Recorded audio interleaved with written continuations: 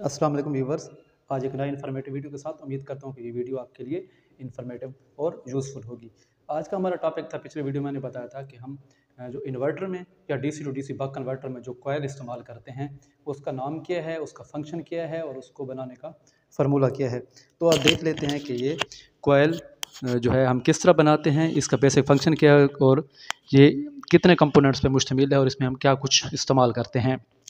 सबसे पहले तो मैं आप इसका नाम आपको बता देता हूँ। कॉयल, इसी को चोक भी कहते हैं, इंडक्टर भी इसका दूसरा नाम है और इसी को रिएक्टर भी कहते हैं। देखने में ये आपको कुछ इस तरह एक रिंग की सूरत में नज़र आएगी और इसके दो टर्मिनल होंगे, जैसे यहाँ मैंने ए और बी शो किए हुए हैं। सबसे पहले इसका पर्पस बता दें कि इनको हम इस्तेमाल क्यों करते हैं और कहाँ पे करते हैं। पर्पस, इसका जो मकसद है, ये इलेक्ट्रोस्टैटिक की कंडीशन में ये एनर्जी को स्टोर करती है। Prevent rapid change in current, current में जो सडन चेंज आता है उसको अपोज करती है और प्रोटेक्ट भी करती है। अच्छा, इसका जो यूनिट होता है वो हेनरी होता है। अब अगर इनको मैं आपको बिल्कुल सिंपल अल्फाज में बताऊं, जो हमारे लोकल किस्म के इन्वर्टर इस्तेमाल हो रहे हैं उनमें आपको इस किस्म का एक रिंग नज़र आएगा, जिसको ये बिल्कुल सिंपल लफ्ज़ में कॉयल भी कह रहे होते हैं, कॉयल कड़ा भी कह रहे होते हैं। ये जो रिंग, इसका बेसिक फंक्शन है, इसका नाम कॉयल है। चोक भी इसी को कहते हैं, इंडक्टर भी इसी को कहते हैं। ये चोक मैंने अपने पिछले टॉपिक में जो बक कन्वर्टर के टॉपिक्स हैं उसमें बताया था कि ये जो है चोक ये किस तरह काम कर रहा है। इसका टोटली फंक्शन उसमें मैंने बता दिया था। और इसमें आपको फिर भी इसका मैं मकसद बता दूं कि बड़े इन्वर्टर में जब हम हैवी लोड इस पर पुट करते हैं, हैवी लोड डालते हैं, तो इसमें हैवी करंट ड्रा होती है। तो उस हैवी करंट को विद इन लिमिट रखने के लिए, ताकि आपका इन्वर्टर या उसके जो मॉसफेट हैं वो बर्न आउट ना हो जाएं, वो जल ना जाएं, उनको बचाने के लिए हम इस इंडक्टर या चोक का इस्तेमाल करते हैं।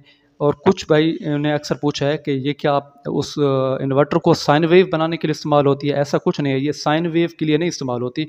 उसके अंदर जो हैवी करंट ड्रा होता है, जो हम बड़ा लोड उस पर चलाते हैं, कोई मोटर वगैरह रन कराते हैं, तो उस हैवी करंट ड्रा होने की वजह से आपके जो मॉसफेट है, मॉसफेट क्योंकि स्विचिंग करते हैं, इनकी स्विचिंग ऑन ऑफ के दौरान थोड़ा सा गैप आता है। उस दौरान अगर आपने हैवी लोड डाल दिया, अगर हैवी करंट ड्रा हुआ, तो आपके वो मॉसफेट जो हैं वो बर्न आउट हो सकते हैं, वो जल सकते हैं। तो उस चीज़ को प्रोटेक्ट करने के लिए इस इंडक्टर का इस्तेमाल किया जाता है। जितना बड़ा इन्वर्टर होगा उतना बड़ा ही इंडक्टर इस्तेमाल होगा। इसके अलावा इसका इस्तेमाल जो है आपके बक टू बक कन्वर्टर में, एमपीपीटी चार्ज कंट्रोलर में भी आपको इस तरह का एक रिंग नज़र आएगा। इसी को इंडक्टर, इसी को चोक कहते हैं। और ये इसका बेसिक फंक्शन है कि आपके उस कंपोनेंट में जब हैवी करंट ड्रा होगा तो उसको कंट्रोल करने के लिए इसका इस्तेमाल किया जाता है। इसका यूनिट हेनरी होता है। सिंपल जो एवोमीटर हैं, इसकी हम हेनरी मेजर नहीं कर सकते, उसके लिए उसका एक स्पेशल हम एवोमीटर का इस्तेमाल करते हैं, उसमें हेनरी का एक फंक्शन होता है। वो मैं किसी नेक्स्ट वीडियो में आपको बता दूंगा। देखने में अगर इसके सर्किट पे आपको जो सैम्बल नज़र आएगा वो कुछ इस तरह नज़र आएगा। ये भी हो सकता है, ये वाला भी, और एक ये तीसरा भी। इसको हम वेरिएबल इंडक्टर कहते हैं। आगे चल के बताता हूँ कि वेरिएबल इंडक्टर क्या होता है। एक चीज़ मैं आपको और बता दूँ जिसमें अक्सर बंदों को कन्फ्यूजन हो रही होती है। इंडक्टर आप जहाँ भी देखेंगे उसके आपको दो टर्मिनल नज़र आएंगे। इंडक्टर के सेम शक्ल की एक और चीज़ आपको नज़र आएगी, जैसे कि मैंने साथ इसको शो कर दिया है। मैं बताना ज़रूरी समझता हूँ क्योंकि अक्सर हजरात को इसमें जो है वो मुश्किल हो रही होती है, क्या इंडक्टर में ये चार टर्मिनल कहाँ से नज़र आ रहे हैं। जहाँ चार टर्मिनल होंगे वो इंडक्टर नहीं होगा, वो चॉपर है, वो डीसी ट्रांसफार्मर है। हम इलेक्ट्रॉनिक सर्किट में जो ट्रांसफार्मर इस्तेमाल करते हैं, चाहे वो बक कन्वर्टर हों या हमारे इन्वर्टर्स हों, हाई फ्रिक्वेंसी जो वाले हमारे इन्वर्टर हों, तो उसमें जो हम ट्रांसफार्मर इस्तेमाल करते हैं, जिसको हम चॉपर भी कहते हैं, उसके आपको चार टर्मिनल नज़र आएंगे। इसमें और इसमें बेसिक फ़र्क है, ये इंडक्टर है और ये डीसी ट्रांसफार्मर है, तो इसमें कंफ्यूज नहीं होना। ये जो कॉयल है, ये जो चोक हम इस्तेमाल करते हैं, इसके अंदर जो मटेरियल इस्तेमाल होता है कोर के लिहाज से, इसकी काफ़ी सारी टाइप्स हैं। एक है इसमें आयरन कोर, ये आपको ट्रांसफार्मर की तरह नज़र आएगी, लेकिन इसमें 0.2 होंगे, जैसे कि आपको नज़र आ रहा है। एयर कोर, इसके अंदर कोई कोर इस्तेमाल नहीं होगी, एक रिंग नुमा होगा। तो उसको मैं आगे, जैसे कि आप ऊपर इसकी जो फिगर डायग्राम में भी आप देख रहे हैं। फेराइट कोर, ये इसका ज़्यादातर इस्तेमाल हमारा DC to DC buck converter में किया जाता है। बोबन इंडक्टर, जैसे कि नज़र आ रहा है। वेरिएबल इंडक्टर, इसका इस्तेमाल जो पुराने किस्म के रेडियोज़ या इलेक्ट्रॉनिक सर्किट थे उसमें इसका इस्तेमाल था, जैसे कि ये ऊपर एक नज़र आ रहा है। अच्छा, ट्रेडल इंडक्टर, ये इंडक्टर बिल्कुल आपको इस तरह जो नज़र आएगा, जैसा कि ये ऊपर आपको शक्ल में भी नज़र आ रही है, ट्रेडल कोर इंडक्टर है, और हम इसी ट्रेडल कोर का ही ज़्यादातर आगे जाके यूज़ भी करेंगे और इसको किस तरह वाइंड करते हैं वो भी देखेंगे। तो ये थी इसकी बेसिक इन्फॉर्मेशन कि ये क्या चीज़ है, इसके सैम्बल क्या हैं, इसकी टाइप क्या हैं, और ये देखने में किस तरह का नज़र आता है कोयल। अभी चल के देख लेते हैं कि हम जो DC बक कन्वर्टर में इस्तेमाल करते हैं कि वो किस चीज़ पे डिपेंड करता है, कोर कितने साइज़ का होना चाहिए, केबल कौन सा इस्तेमाल करना है, उसमें नंबर ऑफ टर्न्स कितने होने चाहिए। तो मैं चल के आपको इसकी आगे डिटेल बता देता हूँ। तो जैसा कि आपको नज़र आ रहा है कि मैंने कुछ इसकी कैलकुलेशंस निकाली हैं कि एक हमारा अगर हमने बक कन्वर्टर इस्तेमाल करना हो 30 एम्पियर का, तो उसमें जो इंडक्टर इस्तेमाल होगा, उसमें जो चोक इस्तेमाल होगी, उसमें कौन सा हम इसमें इंडक्टर इस्तेमाल करेंगे। यहाँ हम फेराइट कोर का एक इंडक्टर इस्तेमाल करने लगे हैं, या आयरन पाउडर कोर के भी हो सकते हैं। अच्छा, इसकी जो है ये मुख्तलिफ़ कलर्स में अवेलेबल है, तो उन कलर्स की भी कुछ वैल्यूज़ होती हैं। ये जो छोटी किस्म के इंडक्टर हैं, इनके ऊपर वैल्यूज़ इसकी मेंशन नहीं होती। बेसिकली वैल्यूज़ जो है इसकी है परमेबिलिटी की, इसकी फ्लक्स डेंसिटी की होती है, वो इनकी कलर कोडिंग के साथ मैच करती है। कुछ कलर कोडिंग दिए होते हैं जो अंडरस्टूड होता है कि इस कलर का जो हमारा ये कोर है, ये इतनी वैल्यूज़ तक का हम इसको बना सकते हैं।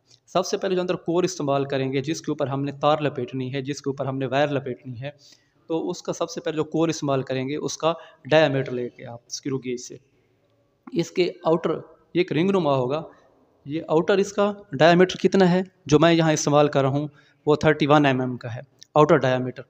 इसका इनर डायामीटर वो 18 mm का है। अच्छा, इसकी हाइट रिंग की जो मोटाई होगी वो कितनी है, मोटाई आपको जो मैं इस्तेमाल कर रहा हूँ इसमें 8 mm है, और इस जो कड़ा है या इसका जो आउटर रिंग है, इसकी चौड़ाई कितनी है, विड्थ कितनी है, वो 6 mm है। ठीक है, तो जो बक कन्वर्टर जिसमें मैं यूज़ करूँगा वो 30 एम्पियर तक का DC to DC buck converter है।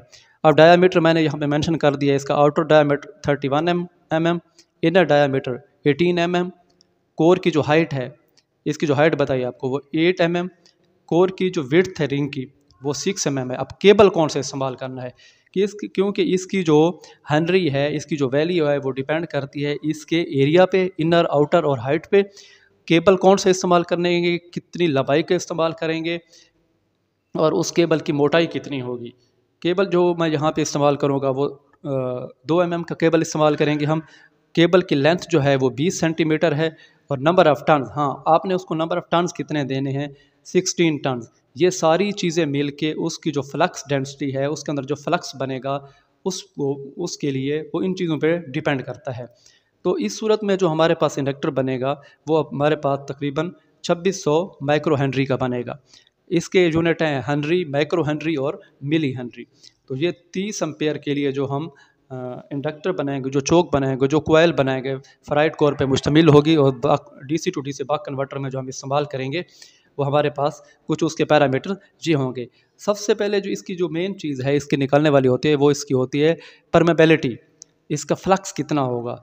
कुछ इनका एक चार्ट है उस पे मेंशन होते हैं, और इनका एक पूरा फार्मूला है वो मैं इंशाल्लाह अगली वीडियो में उसको भी डिस्कस करूंगा। जो बड़े इंडक्टर होते हैं उनके ऊपर वैल्यू इसकी मेंशन होती है, और जो छोटे इंडक्टर होते हैं उसके उस साथ उसकी कलर कोडिंग होती है, क्योंकि छोटे इंडक्टर पे जगह कम होती है और उस पर उसकी वैल्यू नहीं लिखी जा सकती। और इसका रिलेटिव परमेबिलिटी या बी मैक्स जिसको हम फ्लक्स डेंसिटी कहते हैं उसको ड्राइव करने का एक फार्मूला है, वो भी मैं अगली वीडियो में आपको कोशिश करूँगा कि आपको समझा दूँ। ठीक है, अब बक कन्वर्टर अगर मैं 60 एम्पेयर का ड्रा करूँ तो उसके लिए जो कुछ वैल्यूज़ होंगी वो भी मैंने यहाँ पे मेंशन की हुई हैं। उसमें फेराइट कोर भी हम इस्तेमाल करेंगे। इसका डायामीटर सेम है आउटर का, इनर का डायामीटर भी सेम वैल्यू मैंने लिखी हुई है। कोर की जो हाइट है वो उनसे ज़्यादा है, वहाँ हाइट थी 13, वहाँ पे जो हाइट थी वो हमारे पास थी 8 mm, और यहाँ पे जो हाइट है वो है 13 mm। इसकी हाइट थोड़ी ज़्यादा होगी। केबल जो है मैं वही इस्तेमाल करूँगा, उसका डायामीटर वही होगा, लेकिन यहाँ मैं डबल इस्तेमाल करूँगा। वहाँ 20 सेंटीमीटर की मैंने एक लेंथ इस्तेमाल की, एक हाँ 20 सेंटीमीटर की मैं डबल लेंथ के साथ उसको इस्तेमाल करूँगा, मतलब उसकी थिकनेस जो है वो बढ़ जाएगी। तो इसमें कह सकता हूँ 2 × 2 mm, मतलब 4 mm का केबल इस्तेमाल करेंगे, या उसी केबल को आप डबल कर लें तो वो 4 mm बन जाएगा। केबल की लेंथ उतनी ही रखनी है, लेकिन यहाँ एक और चीज़ बताता चलूँ कि यहाँ नंबर ऑफ़ टर्न्स जो होंगे वो 16 के बजाय 8 होंगे। तो आप देख लेंगे तो इस किस्म का जो इंडक्टर बनेगा वो आपका 1300 माइक्रो हेनरी का बनेगा। वहाँ 2600 माइक्रो हेनरी का था और यहाँ 1300 माइक्रो हेनरी का। यहाँ से एक चीज़ और भी आपको पता चलेगी कि 30 एम्पेयर का जो हमारा बक कन्वर्टर था उसमें 2600 मिली हेनरी का हमने इंडक्टर इस्तेमाल किया है, और 60 एम्पेयर का जो DC to DC buck converter था उसमें हमने 1300 माइक्रो हेनरी का इंडक्टर इस्तेमाल किया है। ये तो थी हमारी आज की वीडियो। इंशाल्लाह जो नेक्स्ट वीडियो होगी उसमें हम जो लोकल इन्वर्टर चाहे 3 किलोवाट हैं, 5 किलोवाट, 7 और 10 किलोवाट के ये इन्वर्टर हैं जिनका ज़्यादा इस्तेमाल हो रहा है और जिनका ज़्यादातर पुश जा रहा है, उसमें कितने इंच करेंगे इस्तेमाल करेंगे, कितने mm का ये कोर इस्तेमाल करेंगे, उस पर केबल कौन सा इस्तेमाल करेंगे, उस पर नंबर ऑफ टर्न्स कितने होंगे, उस पर एक प्रैक्टिकल वीडियो बनाऊंगा। क्योंकि उनका इस्तेमाल हमारे जो इन्वर्टर हैं देसी किस्म के इन्वर्टर इस्तेमाल हो रहे हैं, इनमें ज़्यादा इस्तेमाल हो रहा है। और अक्सर ये इंडक्टर को अगर आपने गलत लगा दिया तो इससे आपके मॉसफेट या IGBTs वो बर्न आउट हो सकते हैं, और ये अक्सर कंप्लेन इस पर आ भी रही हैं। तो ये थी हमारी आज की वीडियो। इन्फॉर्मेटिव वीडियो के लिए देखते रहिए हमारा यूट्यूब चैनल। अल्लाह हाफिज़।